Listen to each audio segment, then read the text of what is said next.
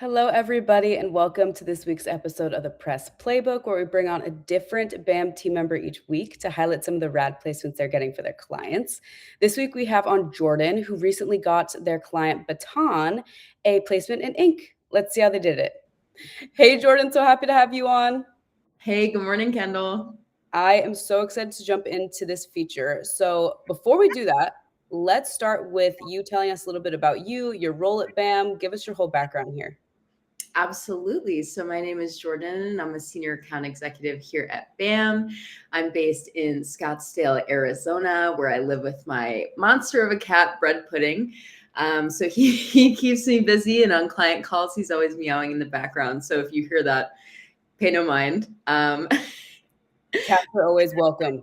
Yeah, Love it. all good. In all animals. But here at BAM, very deep in the media trenches. I do a lot of the pitch writing, pitching, hosting media interviews, working on the announcement strategy, and so on.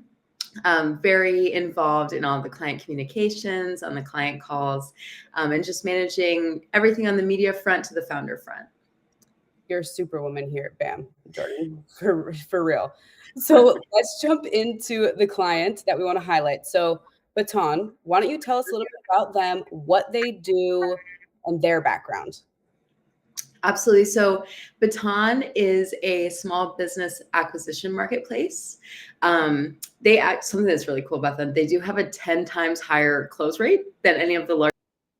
So anything like Biz by Sell or any of those similar marketplaces, they 10 times higher close rate, which is really cool. But basically, those small businesses are able to put their organization up for sale on Baton's platform. And anyone from all over the country is able to place bids on those and buy those businesses. So it really opens the door for a lot of those small businesses that it's a little bit tougher for them to sell. Maybe it's a small business market. There aren't a lot of buyers in their town. A lot of the buyers are actually from across the country. So Baton is able to close that gap between buyers and sellers and make those small mom and pop shops easier to sell.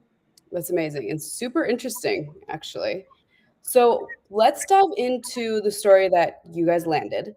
Tell us a little bit about what you were pitching. What was the conversation happening where you guys said, this is what we should go after? Tell us about the whole process. Sure. So we were actually tackling a few AI angles at the time. And this was also during the government shutdown. But concurrently to pitching those really mainstream hot topics, we were also pitching some coffee chats with Chat, the CEO of Baton, who was going to be in New York at the time. So trying to solidify those media relationships and get a little bit of FaceTime.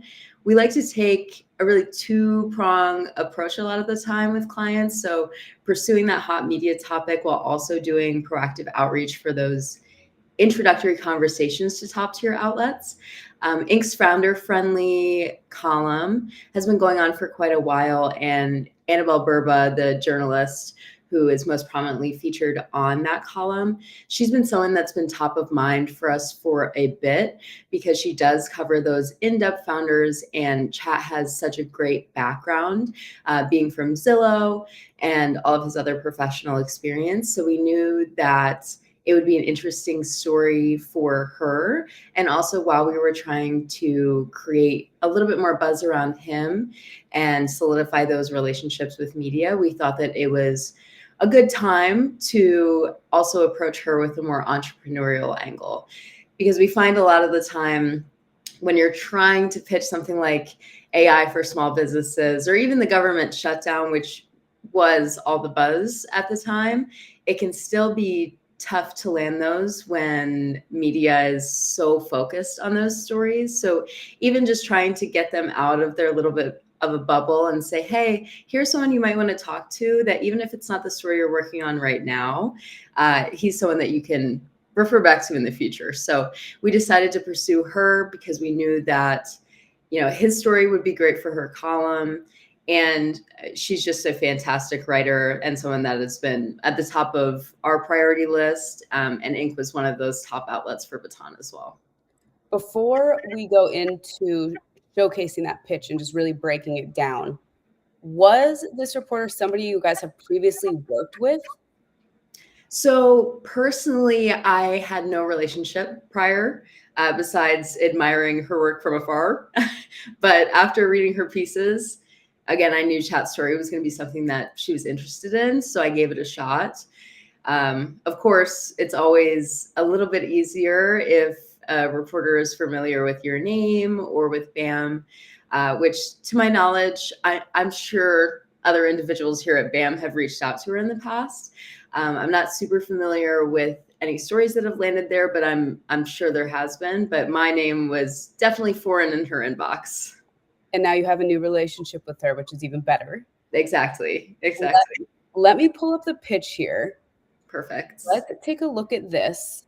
So I know you kind of just broke this down for us, but go through what you think you guys did really well, your thought process behind what you put in here, and all of that. Yeah, so I will say something that is super, super important with creating these relationships between PR and founders in these companies is having open conversations with CEOs. So having thought leadership calls, sourcing calls with the CEO to get to know them a little bit better as not just a founder, but also as a person, because humanizing these pitches and making them very personalized is what is going to grab a reporter's attention. That's what you hear all the time. A reporter isn't super interested in a pitch that seems like you just put a prompt into ChatGPT. They want something that is going to outline a story for them and is super relevant. So what we did here is focused on structuring it like a story. So we did a little bit of chat deck. So we're putting those big names. First thing catches your eye. And then Silicon Valley to Main Street and focusing on those mom and pop owners.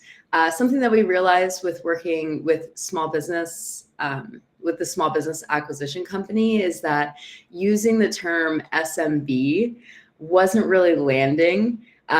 Maybe because to us it's not jargon, and to reporters that are familiar with it, it's also not jargon, but it's not as personal. It doesn't feel like a feel-good story or something that general readers would care about. So we focused on that intro, but then also gave that background of Baton, humanizing the company by saying, hey, this company struggled. It wasn't right out the gate that it was successful. It took Chat some time to build these, I guess, confidence around buyers and the sellers, because it's not an easy thing to do. Which we noted, deals dragged, trust faltered. But then he decided, okay, let's switch it up. Let's focus on the sellers instead of the buyers. And so the goal was to empower those small business owners, and we kind of outlined that. So we gave Chat's background, Baton's background, laid out how Baton changed, showcase the results. Again, reporters are always looking for that proprietary data. So boasting the 70% close rate, 10 times higher than competitors, the year-over-year revenue growth, and then total platform value. We're giving that intro, giving the story, then also giving the data to back it up. And then just closing it out on Chat's future vision. So betting on transparency over transactions, and how he's not trying to just build the next big app, but focusing on trying to sell those small businesses. So we really tried to lay it out as a story for the reporter, almost as though, oh, hi, don't scream at me, please. Here, buddy. But try to lay it out almost as an outline that she could use for her story, which I think is very helpful, because, yeah, you can give a reporter a topic, but giving this, it's essentially, hey, here's what your first paragraph can be about. Here's your second. Here's your third. Here's your wrap up. And here's the data to put in between. Making things as easy as possible for reporters is what's really going to land you those stories. And I love this pitch because it's so straight to the point. There's no fluff. It's just, hey, this is what's going on. This is who it is. This is a real world problem that a lot of companies face. We're just actually saying it out loud. And this is Exactly. how he flipped it on his head. And I think it's so easy to read. That's great. And it landed a super rad founder profile. So I love Absolutely. that. So Jordan, to close this out, I loved chatting about this placement. This was awesome. It's such an accomplishment to get a founder profile in Inc. That's something that I feel like a lot of founders would be so beyond stoked on. But before we close out here, what tip do you have for founders who are looking to land press? That's a good one. And I feel like I mentioned it briefly as we started to go over the pitch, but it's give your PR team your time. I know that founders are so busy. You're building a company, you're managing a team, you're raising capital, you're doing so many different things. But if you're going to hire a PR agency, you need to give them your time. So even if that's one call every 2 months for an hour to go over, hey, what are you seeing internally? What are you interested in talking about? And what are your thoughts on these current events? Because if we don't have the content to work with, we don't know what the founder's thinking, what they're feeling, how the market's shifting, it's going to be really hard for us to land press. And with this feature in particular, we were able to do it because we know the founder's background, we know the company's background, and he was always so open and willing to hop on calls with us to kind of debrief, which I think just makes all the difference because a PR team can only infer so much. We can guess what you're thinking, but we don't know. And also, whatever I'm going to come up with is not going to be as interesting as what the founder is going to come up with. They're deep in it. I'm just looking from an outside perspective. Absolutely. So really building that working relationship with your PR team or your PR person, whichever you are using now, or if you don't have a PR team, get one. Yeah. That's the other key part of this. BAM is a great service. We're always here to help. Jordan, thank you so much for coming on. So stoked for you guys to have gotten this feature. It's awesome. And for everybody listening, we will have another episode next week with a different BAM team member. And Jordan, thank you so much for joining us. Thanks, Kendall.